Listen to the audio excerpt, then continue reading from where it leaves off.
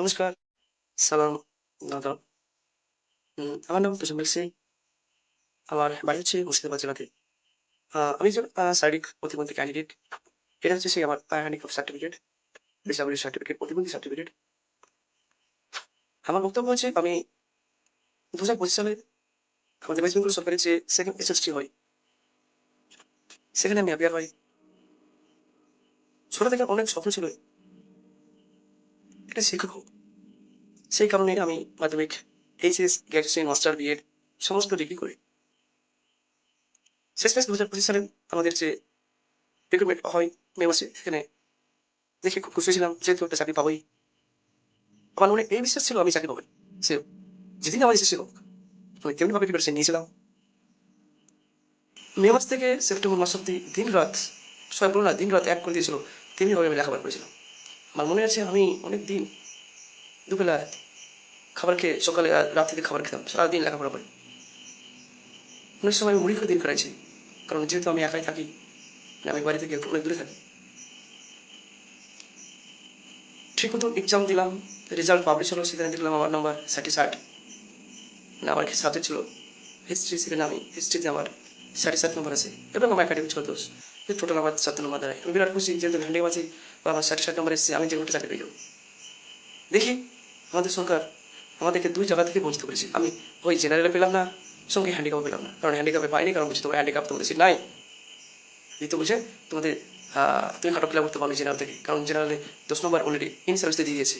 In সার্ভিসে দেওয়ার ফলে আমাদের কাট অফটা চলে গেছে 75, আর আমি পেয়েছিলাম 70। কী করে আমি পাবো? তা এই সরকারের যে দুশ্চরিত্রা, যে খামখেয়ালি মনোভাব বিগত দিন সরকার করে গিয়েছে, তার বিরুদ্ধে আমাদের অনেক আন্দোলন চলেছে, আন্দোলন আমরা হাজির হয়েছিলাম, কিন্তু আমাদের সরকার দিন পাত্তাই দেয়নি। আমাদেরকে পুলিশের মার, আজে বাজে কথা বলে আমরা শুনেছি। কিন্তু নতুন সরকার আসার ফলে আমরা একটা আশার আলো দেখতে পেয়েছি, যেহেতু আমাদের সরকার মানবিক সরকার। মাননীয় শ্রী শুভেন্দু মহাশয়, আমাদের শিক্ষামন্ত্রী দীপক বর্মন।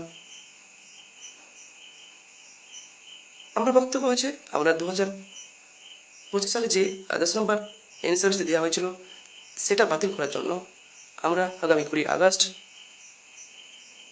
বৃহস্পতিবার করুণাময়ী মেট্রো স্টেশন থেকে আমরা বিকাশ ভবনে একটা পদযাত্রা করবো শান্তি শৃঙ্খলভাবে। সরকারি কোনো সম্পত্তি না নষ্ট করে আমরা আমাদের দাবি বিকাশ ভবনে শিক্ষামন্ত্রীর কাছে পেশ করব। সেই জন্য আমরা একটা ডেট ফিক্স করেছি 20 আগস্ট।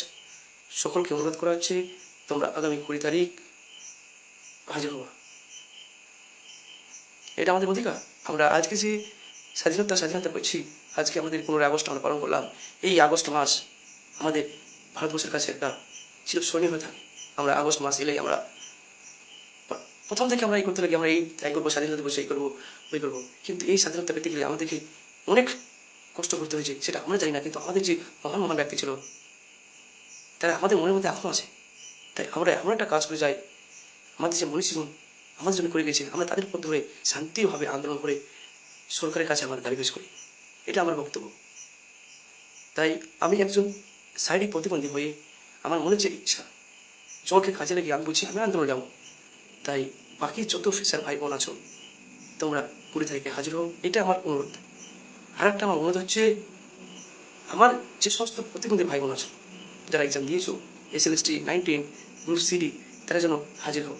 কারণ আমরা আমাদের যদি দাবি না পেশ করি, আমাদের কেউ আসবে না।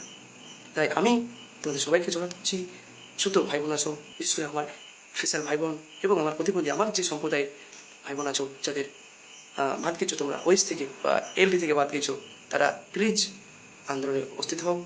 আমরা সরকারের কাছে আমাদের ন্যায্য দাবি পেশ করবো, যাতে আমাদের 10 নম্বর যে দিয়েছে ইনসার্ভিসে এটা বাতিল করে সমতার ছাত্রদের যেন আমরা সুযোগ পাই।